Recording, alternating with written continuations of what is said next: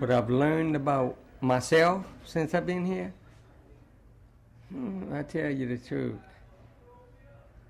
I've learned that I've made a lot of mistakes in my life, you know. I learned that, I know that. But I don't think I always was a bad person. The Louisiana State Penitentiary at Angola sits on a big tract of delta land the size of Manhattan. When you enter the gate, the first things you see are the neatly kept flower beds and the fields of grazing horses. But the pastoral landscape contradicts its social purpose, which is to house 5,100 men convicted of the state's most serious crimes. Louisiana has some of the toughest sentencing laws in the country, and as a result, over 80% of the men incarcerated at Angola are expected to die there. In the past, prisoners died alone and unattended in the prison hospital.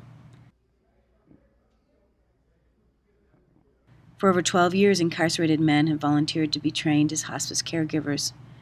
Once certified, the men care for other prisoners who are dying. Through their work, the hospice caregivers have brought humanity and compassion to an environment designed to isolate and punish. The project started as a magazine assignment, but once that was finished, I felt like I'd only scratched the surface of the story. It was such a contradiction to see the tender care and concern from the volunteers, while security guards monitored their every move. In conversations with the hospice volunteers, I learned how much they thought about their past and how much they feared their future. These experiences made me wonder what it would be like to battle such profound regrets and fears in order to be such a source of comfort and serenity for their patients. If I can help him any way I can, I'm helping his family too. I wanted to see if I could make photographs that expressed that complicated and painful journey the hospice volunteers were living. The volunteers work very hard to make the hospice program work within the prison. They know that their efforts help safeguard the hospice's future and sustain their hopes that someone will look after them when they get sick. I also think the volunteers do this work because it makes them feel more human. It seems to me that community, conversation, and empathy give us courage to love each other. On the other side, I've seen how isolation and disconnection can make us fearful and aggressive. In photographing this project, I focused on moments of connection between caregiver and patient, which I think can reveal both love and vulnerability. The volunteers represent what I believe is at the core of social change, which is the recognition of our shared humanity.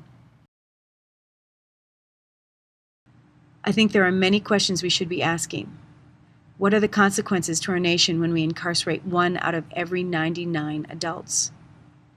How do we explain the fact that 1 out of every 9 African American males in Louisiana is a ward of the state's prison system?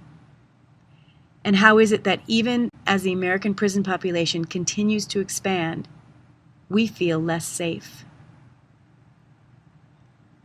I know these pictures focus on the power and potential of the Angola hospice program.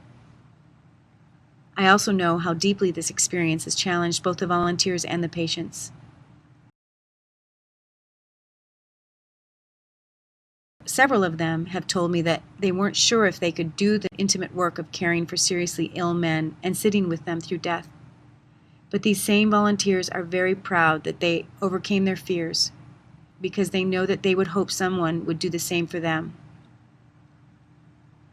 I'll always remember the words of one patient, Charles Lamison, who I got to talk to a bit but never really photographed.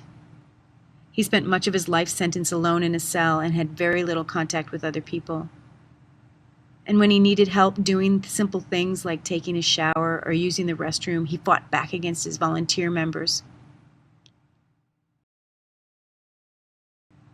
It was really hard on the volunteers, but they stayed with him, and that softened Charles just a little bit. He really appreciated the work, but couldn't say it outright. The last time I saw him, he left me with these wonderful words. I wish you could hear his voice, because he had a great New Orleans accent. When it comes down to love overshadows everything. And that's a big thing in my life. You know, It's a big old thing. Yeah. Yeah, it is. You're gonna make me cry.